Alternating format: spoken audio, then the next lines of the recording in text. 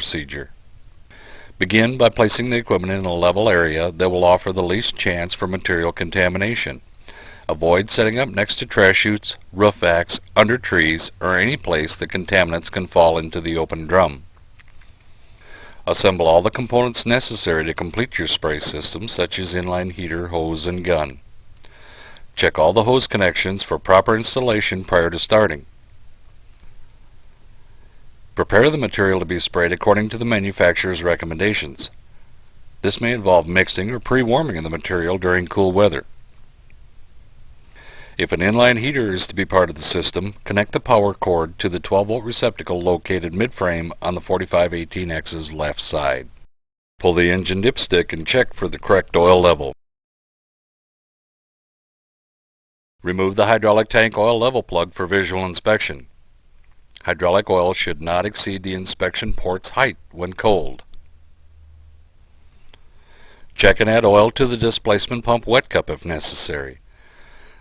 The film of oil clinging to the displacement rod will help protect it from the elements during use and to help increase upper packing life. During the startup procedure, reduce the hydraulic pressure by turning the pressure control adjustment knob counterclockwise several full turns. Only during the actual spray operation should the pressure be adjusted to its operating setting. If spray applying a cold process material that benefits from an increase in temperature, such as a cutback or modified mastic, the use of an inline heater is recommended. The warming process is performed by sending the cold process material through a continuous pipe coil, which is submerged in a hot oil bath. Temperature of the oil and the rate at which the material travels through the coil will determine the amount of temperature increase. Before sending material to the inline heater, the oil temperature must be brought up to a working level. Start the heater approximately 20 minutes prior to the need for warm material. If using the Hennes-Johnson model HJ1000LP, connect a liquid withdrawal liquefied petroleum gas tank to the regulator, making sure a clean, tight connection is made.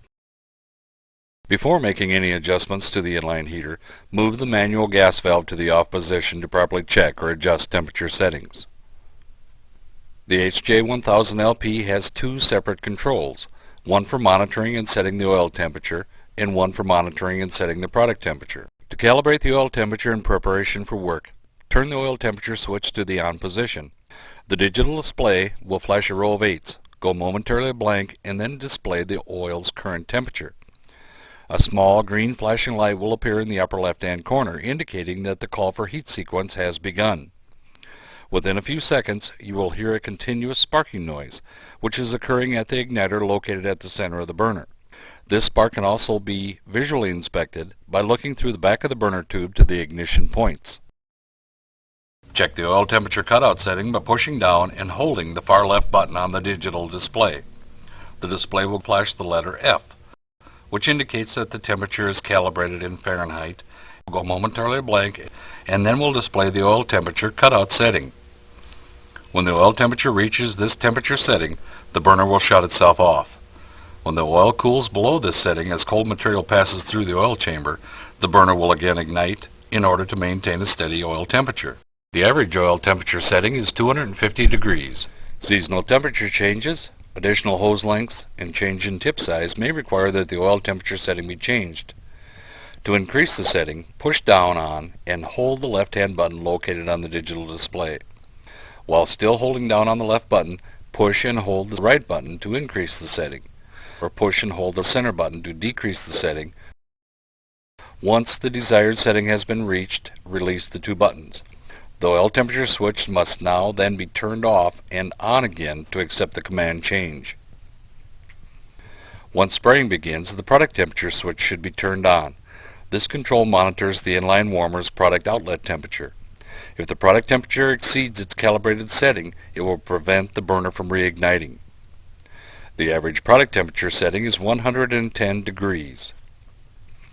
Remember that the ideal temperature for spraying mastic, and especially mastics formulated with a modifier, is 100 degrees at the point of spray application. The slightly higher setting at the inline warmer will compensate for the normal material cool down as it travels through the delivery hose to the spray area. To begin system startup, verify that the pump control lever is in the neutral or off position. Open the fuel tank breather halfway to allow for the depletion of fuel and add clean, fresh gas. With the throttle lever at mid-position and the choke on, start the engine. Return the choke to the off position once the engine is started. Hennes-Johnson spray systems that feature hydraulic mixers and hydraulic hose reels can now be operated. Verify that the mixer and reel supply lines are connected to the 4518X's auxiliary power port. Place the pump control lever in the auxiliary position.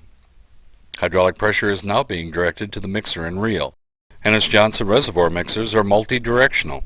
By rotating the mixer blade in a clockwise direction, material is pulled from the bottom and brought to the top, while rotating the mixer blade counterclockwise reverses the flow. Switching the direction of flow in 10-minute cycles will thoroughly mix the material and shorten mixing time. Hennes-Johnson hydraulic reels are designed to power out and power retract. A built-in flow regulator allows the operator to control the speed of the reel. Never retract the hose using only the power from the reel. Although the hose couplings are made to withstand the system's high pressure, they are not designed to be pulled on. Coupler failure can occur if assistance is not provided as the hose is being retracted onto the reel. An OSHA-approved fall protection device must be in place as the workman assists in the hose retraction. When spraying from 55-gallon drums, raise the motor and displacement pump by operating the hydraulic lift control valve. Increase the hydraulic pressure slightly if the lift refuses to raise or raises slowly. Once positioned over the drum, lower the displacement pump intake into the material. When spraying from permanent mount reservoirs or from transportable tote tanks, align the displacement pump intake to the reservoir's outlet fitting assembly and secure. Examine the outlet fitting assembly and check for the possibility of any vacuum leaks. Loose fittings or a damaged camlock gasket will cause the displacement pump to perform at less than maximum efficiency. Open the reservoir's outlet ball valve, allowing material to enter the displacement pump intake. If the displacement pump is dry, as would be the case in starting a new pump or a recently serviced pump, the system must be bled of any air trapped inside. With the hydraulic pressure still at a low setting and the engine RPMs at mid-range, open the bleed valve located at the displacement pump outlet. Place an empty container under the bleed valve to capture a small amount of material that will be exiting. Place the pump control lever into the spray position. The hydraulic motor will begin to work, and within a short time, material will begin to flow from the bleed valve. Pockets of air will also exit the bleed valve during this process. If the hydraulic motor refuses to stroke, increase the hydraulic pressure slightly until operation begins. When a solid stream of material is flowing from the bleed valve without the noticeable presence of air pockets, close the bleed valve. The pump is now primed and material will begin to flow through the hose to the gun. With the tip removed, point the end of the gun into an empty container. Pull and hold the trigger, allowing air trapped inside the hose to exit. With an inline heater and 300 feet of hose attached to the pump, it will take approximately 10 minutes for material to reach the gun. Once material starts flowing from the gun end, allow it to continue until a gallon or a little more has been pumped. This will help clear the system of any contaminants that may have remained inside the hose or fittings during the assembly process. Stop the flow of material by releasing the gun trigger and reinstall the tip. Once the trigger is released, the displacement pump will build up to its current pressure setting and stop. This is called the stall position. A visual inspection of the hydraulic pressure and displacement pump pressure can be now verified by checking the dashboard gauge. Only in the stall position will the gauge register the current pressure setting. Move the engine throttle lever to its highest setting. Holding the gun firmly with both hands, pull the trigger and begin spraying. Slowly increase the pump pressure by turning the pressure control knob in a clockwise direction. Once a suitable spray fan and pattern is reached, lock in the pressure setting by rotating the inside lock knob until it tightens against the pump housing. A word of caution: excessive spray pressure can cause part of the material to develop into a fine mist, which will become airborne and drift onto surfaces that are not intended to be coated. Traveling with the wind, these drift clouds can contaminate surfaces hundreds of feet away from the spray area. Always use the lowest possible pressure setting to help prevent drift from occurring, and be constantly alert of wind direction and speeds. In some situations, using the largest allowable tip size while not sacrificing the intended effectiveness of the spray will also help to decrease drift.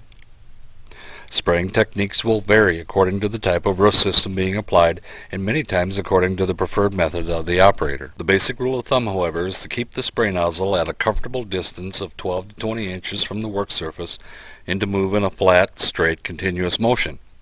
Avoid rocking the gun in a sweeping motion, as this method will produce heavy sections of material in the middle of the pass and lighter coverage on the ends. Tilting the nozzle in any direction other than straight up and down will also produce a spray fan that yields uneven coverage.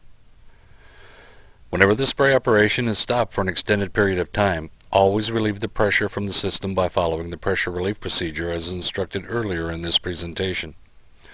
This will help prevent an accidental fluid discharge that could result in serious property damage or bodily injury. Never attempt to uncouple hoses, guns, or other components from the system without first verifying that the pressure relief procedure has been followed. To change from an empty to the next full drum, pull the spray lever into the neutral or off position. Reduce the engine RPMs and raise the motor and displacement pump by operating the hydraulic lift valve. Reposition the sprayer over the center of the next drum and lower the intake. Return the control lever to the spray position and increase the engine RPMs.